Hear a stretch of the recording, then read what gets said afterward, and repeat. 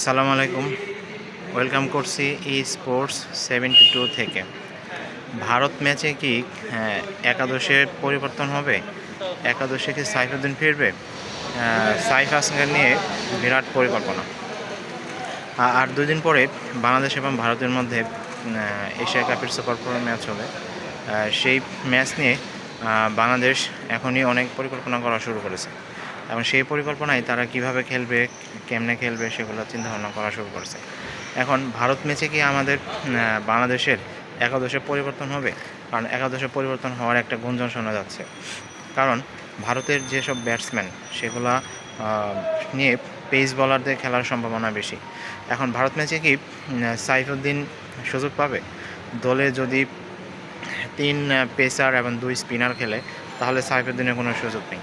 আবার দলে যদি 4জন পেস বলার খেলার চিন্তাভাবনা করে আর একজন স্পিনার নিয়ে খেলার চিন্তাভাবনা করে তাহলে হয়তো সাইফুদ্দিন দলের সুযোগ পেতে পারে। এখন সামনের ম্যাচে কে একাদশে সুযোগ পাবে না, কে বাদ যাবে সেটা নিয়ে অনেক আলোচনা হচ্ছে।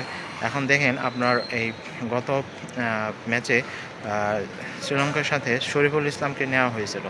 এখন শরীফুল ইসলাম নেওয়ার পরেও তিনি 4 ওভার বল করে 49 রান দিয়েছিল। এর গ্রুপ পর্বের আফগানিস্তানের সাথে বাংলাদেশ একজন জেনুইন বলার কম নিয়ে খেলেছিল। সেই কম নেওয়ার খেসারত হিসাবে পার্ট টাইম বলাররা 55 রান দিয়েছিল 4 ওভারে, সাইফ হাসান এবং শামীম হোসেন পাটোয়ারি মিলে। এখন এই জেনুইন একজন বোলার নিয়ে শ্রীলঙ্কার সাথেও বাংলাদেশ তো 4 ওভারে 49 রান দিয়ে ফেললো শরীফুল ইসলামকে নিয়ে। তার বোলিংয়ে তেমন কার্যকারিতা দেখা যায়নি। এখন তার বদলে কাকে নেবে? কিন্তু সামনে ভারত ম্যাচে যে শরীফুল ইসলাম থাকছেন না, এটা একরকম প্রায় নিশ্চিতই। এখন তার বদলে কে দলে ঢুকতে পারে? আমার মনে হয় তানজিম হাসান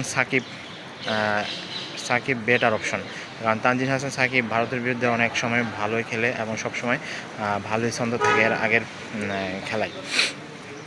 তাসকিন আহমেদ, মুস্তাফিজুর রহমান তো সবসময় থাকবেই, কারণ মুস্তাফিজুর রহমান অভিষেকই হয়েছিল ভারতের বিরুদ্ধে, যিনি অভিষেক ম্যাচে ভারতের বিরুদ্ধে প্রথম ম্যাচে 5 উইকেট এবং দ্বিতীয় ম্যাচে 6 উইকেট নিয়েছিল এবং ধোনির দলকে অনেক ভেবাচাকা খাইয়ে দিয়েছিল।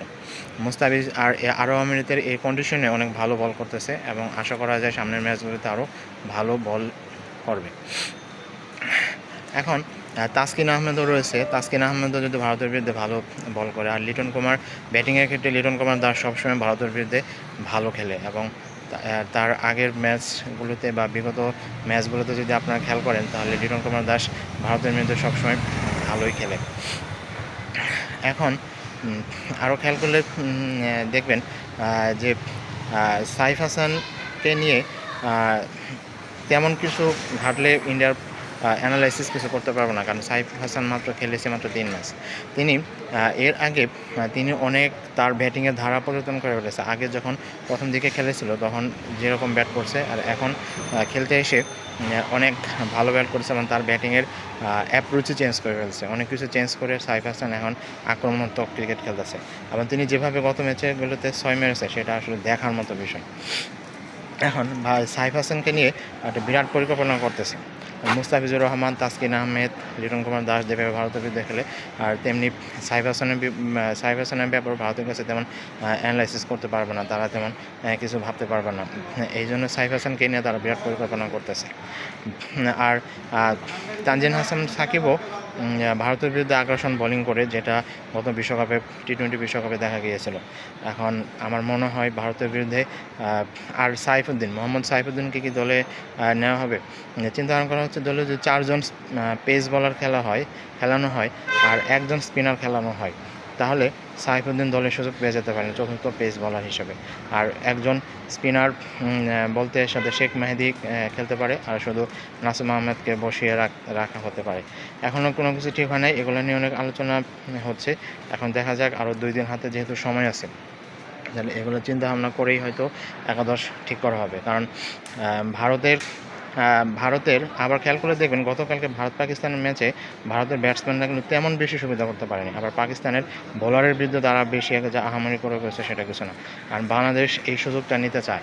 বাংলাদেশ আবার ভারতের বোলার জাসপ্রীত বুমরাহ তো অনেক ঠিকমতো বলই করতে পারে না এবং তিনি ঠিকমতো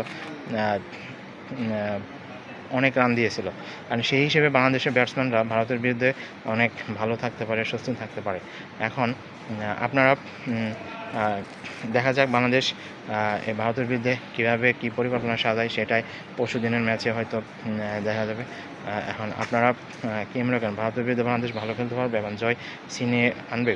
আবার এদিকে সূর্যকুমার যাদব খেলা শেষে গতকাল বলেছে যে ভারত পাকিস্তান ম্যাচের মধ্যে এখন আর আগের জল্পেশ নেই, আগের ঐতিহ্য নেই। তা প্রতিশোধের কোনো প্রতিপক্ষের যে আগে থেকে একটা আগ্রাসন, সেটা কোনো লক্ষ্য করা যাচ্ছে না।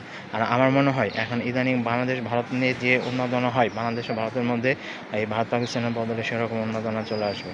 আমরা অধীর আগ্রহে বসে আছি যখন ভারতকে বাংলাদেশ হারিয়ে দিতে পারে এই এশিয়া কাপের সুপার 4 ম্যাচে। আপনিও কি মনে করেন, ভারতকে কি বাংলাদেশ হারাতে পারবে? সেটা আপনারা আমাদের কমেন্ট বক্সে লিখে জানিয়ে দিতে পারেন। ধন্যবাদ সবাইকে, ভালো থাকবেন।